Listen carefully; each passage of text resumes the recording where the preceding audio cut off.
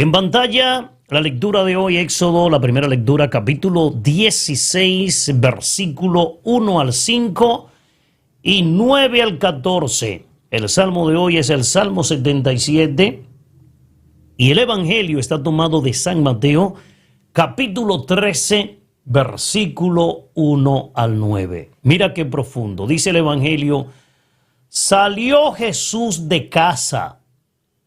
Vaya pintándose esa imagen en su cabeza como si usted estuviera metido dentro de la escena. Cristo sale de la casa. Hermano, y dice la palabra que se sienta a orillas del mar. Imagíneselo. Y se reunió tanta gente junto a él, oye esto, que tuvo que subir a sentarse en una barca, la barca de Pedro, y toda la gente se quedó en la ribera, en la orilla. Hermano, y les habló muchas cosas en parábolas. Hoy estamos iniciando eso. Hoy vamos a hablar acerca de las parábolas de Cristo, y la primera de la que vamos a hablar hoy es el sembrador. El sembrador. Hermano, hoy en día, lo mismo que en aquel tiempo, hay mucha gente, ¿sí o no?, que quiere escuchar a Jesús. Hay mucha gente anhelando, deseando escucharlo. Herodes quería escucharlo, Herodes quería verlo. Hermano, mucha gente quería ver a Jesús. Hermano, y están en la orilla. Cristo se la sabe toda, ¿sabe? Y desde la orilla le están oyendo muy bien. Le están oyendo. Hay una diferencia entre oír y escuchar. Hermano, y el joven maestro se adapta a ese público tan amplio, tan grande. Hermano, y Cristo no los viene a marear soltándole una cascada de leyes que en su época no había quien entendiera. Cristo les habla de la vida misma. ¿Tú entiendes? Eso es la parábola. Y les explica, Dios es el buen sembrador. Hermano, y hay mucha semilla, mucha semilla, mucha semilla, mucha semilla. Pero tristemente, y eso lo aprendí con mi papá, que era agricultor, si el terreno no está preparado, si el terreno no está arado, hermano, la semilla rebota y la semilla termina perdiéndose. Ahora, si los surcos del corazón son profundos, está limpio de piedras, de rocas, de gravilla, de cemento, hermano, ¿qué podrá pasar ahí en ese terreno?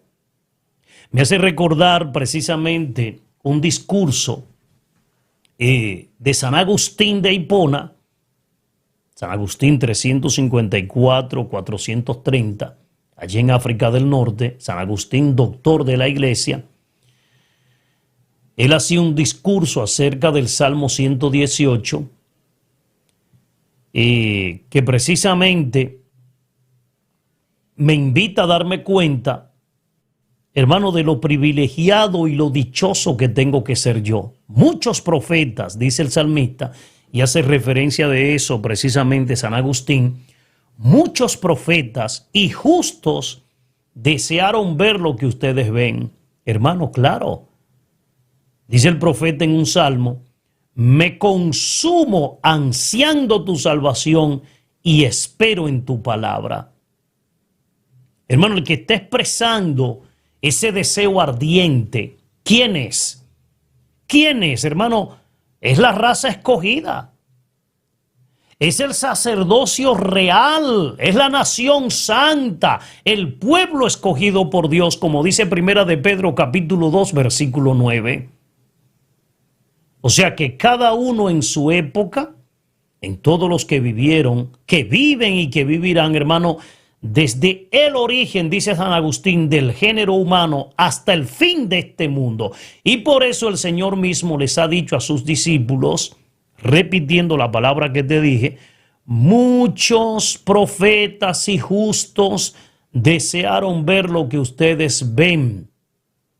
Hermano, es la voz del Maestro.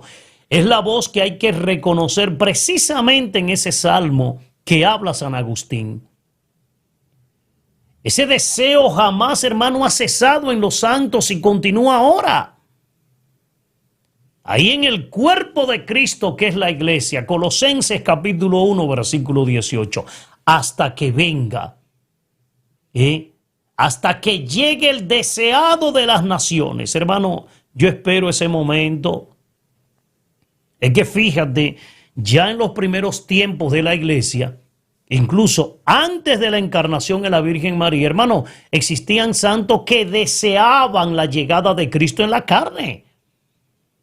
Y desde ese entonces hasta su ascensión existían otros santos que desean la manifestación de Cristo para juzgar a vivos y muertos. Desde el comienzo hasta el final de los tiempos, ese deseo de la iglesia, hermano, jamás ha perdido su ardor. Anunciamos tu muerte, proclamamos tu resurrección. Ven, Señor Jesús. Hermano, incluso eso tampoco se perdió mientras el Señor estaba vivo, caminando, hermano, en la tierra, acompañando a sus discípulos. Pero en el día de hoy, este capítulo 13 del Evangelio de San Mateo, que estamos hoy iniciando, hermano, con el tercer gran discurso, el sermón de las parábolas. Incluso hay que recalcar, para que entendamos cómo funciona esto, San Mateo organiza su evangelio, hermano, como una nueva edición de la ley de Dios o como un nuevo Pentateuco con sus 5 libros. Eso ha hecho San Mateo. Y por eso el evangelio de San Mateo nos presenta, hermano, 5 discursos o enseñanzas de Jesús seguidos de partes narrativas en las que se describe cómo Cristo practicaba lo que había enseñado en los discursos. Por ejemplo, hice la tarea de organizar esos 5 esquemas. Hermano, y te lo voy a presentar porque tengo tiempo. Primero, la introducción. Nos presenta San Mateo en el capítulo 1 al 4 el nacimiento y la preparación del Mesías. Luego en San Mateo de 5 al 7 tenemos el Sermón de la Montaña, que es la puerta de entrada al reino de los cielos. Luego del 8 al 9 tenemos la narrativa, que es el sermón de la misión, cómo anunciar e irradiar el reino, San Mateo 10. Continúa con la narrativa en San Mateo 11 al 12. Luego tenemos el sermón de las parábolas, el misterio del reino presente en la vida, San Mateo 13. Tenemos en el 14 al 17 una narrativa. Tenemos el sermón de la comunidad, que es la nueva manera de convivir en el reino, San Mateo 18. Luego del 19 al 23 encontramos otra narrativa. Encontramos el sermón de la venida futura del reino, la utopía que sustenta la esperanza, San Mateo 25, 24 al 25. Y luego tenemos la conclusión, que es la pasión, la muerte y la resurrección de Cristo. San Mateo capítulo 26 al 28. Pero vamos a detenernos en el evangelio del día de hoy, hermano. Vamos a meditar sobre esta parábola de hoy, que es la parábola de la semilla. Cristo, nuestro Señor, gran pedagogo, hermano, tenía una manera bien popular de enseñar. Lo hacía utilizando comparaciones y parábolas, porque Cristo quería que todos lo entendieran.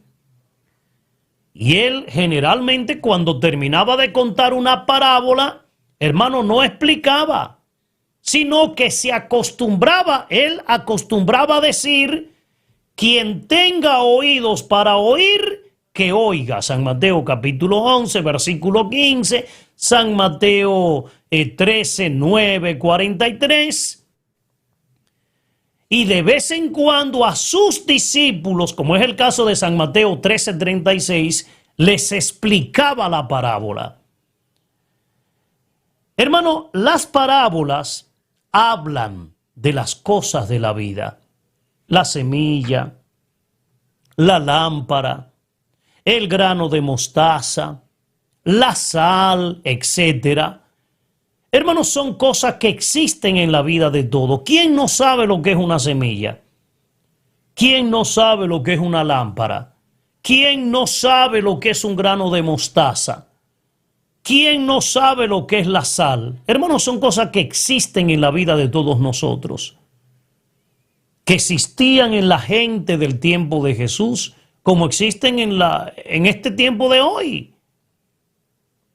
Y de esa manera, la experiencia que hoy tenemos de estas cosas, hermanos, se vuelve para nosotros un medio para descubrir la presencia del misterio de Dios en nuestras vidas. Porque hablar en parábolas, hermano, es revelar el misterio del reino presente en la vida. Pero vámonos al primer versículo del Evangelio de hoy, San Mateo 13, 1 al 3. Hermano, dice la palabra, Cristo sale de la casa, Cristo se sienta en la orilla, Cristo se sube a un barco, Cristo se sienta en el barco, Jesús le enseña a la gente. Viene siendo como aquel sermón de la montaña de San Mateo capítulo 5, versículo 1 al 2. Hermano, y también aquí Cristo Jesús está haciendo una breve introducción al sermón de las parábolas. Está describiendo la manera en que Cristo enseña a la gente a orilla del lago. Está sentado en un barco y dice la palabra que hay mucha gente. Hermano, píntate la imagen. Mucha gente que está a su alrededor para escucharle. Hermano, y hay que aclarar, una vez una señora se enojó conmigo porque yo decía esto, pero es la verdad. Estudiando cristología uno descubre, hermano, Cristo no era una persona culta. Y eso lo afirma el Evangelio, San Juan capítulo 7, versículo 15. Hermano, Cristo no había cursado estudios en la Escuela Superior de Jerusalén, no. Cristo venía de un campo, de un barrio llamado Nazaret. Hermano, Cristo era un desconocido, no era alguien popular. Cristo era un medio campesino, era así como yo, ¿no? Era medio artesano. Hermano, y Cristo no tenía permiso de las autoridades religiosas de su tiempo. Y comenzó a enseñarle a la gente. Hermano, y lo impresionante era que a la gente le gustaba oírlo. Hermano, y Jesús enseñaba sobre todo mediante parábolas. Algunas de ellas, la parábola del pescador de hombres, que nos habla San Mateo precisamente en el capítulo 4, versículo 19. Tenemos la parábola de la sal, San Mateo 5:13. Tenemos la parábola de la lámpara, San Mateo 5:15. Tenemos la parábola de las aves del cielo y de los lirios del campo, San Mateo capítulo 6, versículo 26 al 28. Tenemos la parábola de la casa construida sobre roca, San Mateo 7:24. Hermano, y ahora en el capítulo 13, las parábolas empiezan a tener un significado especial. ¿Por qué razón? Porque Cristo la está utilizando de ahora en adelante para revelar el misterio del reino de Dios presente en medio de la gente y en la actividad de Cristo. En el Evangelio de hoy, ya del versículo 4 al 8, hermano, nos detenemos a pensar en la parábola de la semilla que está encerrando en esa expresión la vida de nuestros campesinos. Claro, en la época de Cristo, viendo la historia, hermano, no era fácil vivir de la agricultura. Óyeme, terreno como ese, era terreno seco, desértico, era terreno pedregoso. Hermano, y donde solía haber, lo que había era mucho matorral. Regiones de poca lluvia, de mucho sol. Hermano, y además de eso, muchas veces la gente, como no habían caminos, pasaban por el campo y pisaban las plantas. San Mateo capítulo 12, versículo 1. Y aquí está lo hermoso, hermano. A pesar de todo esto, todos los años el agricultor sembraba, gente de esperanza, plantaba, gente de esperanza, confiando en la fuerza de la semilla y confiando en la generosidad de la naturaleza. Por ende, esta parábola del sembrador, hermano, está describiendo lo que todos sabían y lo que todos hacían. La semilla sembrada por el agricultor, hermano, lógico, era vuelo, la lanzaban y la semilla caía. Y una parte de esa semilla, soplada por el viento, hermano, caía a lo largo del camino. Y habían otras semillas que caían entre las piedras y habían otras que caían entre los espinos. Hermano, esa era la realidad. Y de esa semilla lanzada, porque así era que se sembraba, una parte caía en tierra buena, donde según la calidad del terreno, hermano, se reproduce 30, 70 y hasta 100 veces, dice el Señor. Hermano, una parábola, hay que aclararlo, es una comparación. Se sirve de cosas conocidas, visibles de la vida, para explicar las cosas invisibles y desconocidas del reino de Dios. Entonces la gente de Galilea, hermano, entiende de semillas de terreno, entienden de lluvia, entienden de sol, entienden de cosecha. Y Jesús se sirve exactamente, óyeme, de todas estas cosas conocidas por su pueblo para explicarle el misterio del reino. Hoy en el versículo 9, incluso cierra así el Evangelio, hay una expresión extraña en los labios de Cristo. El que tenga oído, porque hay mucha gente que tiene oído pero no oye. El que tenga oído para oír, que oiga. Y que oiga significa, que oiga significa, escuchó. Esto es, han oído. Hermano, y una vez de haberlo oído, hay que tratar de entenderlo. O sea que el camino para llegar al entendimiento de la parábola, hermano, es la búsqueda. Traten de entender. El que tenga oído para oír, que oiga. ¿Tú entiendes? El que oiga, hermano de mi alma, trate de entender. Busque. Claro. Sí, que hermano, porque la parábola no entrega todo inmediatamente, sino que la parábola te lleva a pensar, a usar el cerebro, ¿tú entiendes? La razón, los sentidos, el corazón. Y esa parábola, hermano, quiere hacerte descubrir desde la experiencia como oyente, especialmente de la semilla, de lo que significa esa semilla.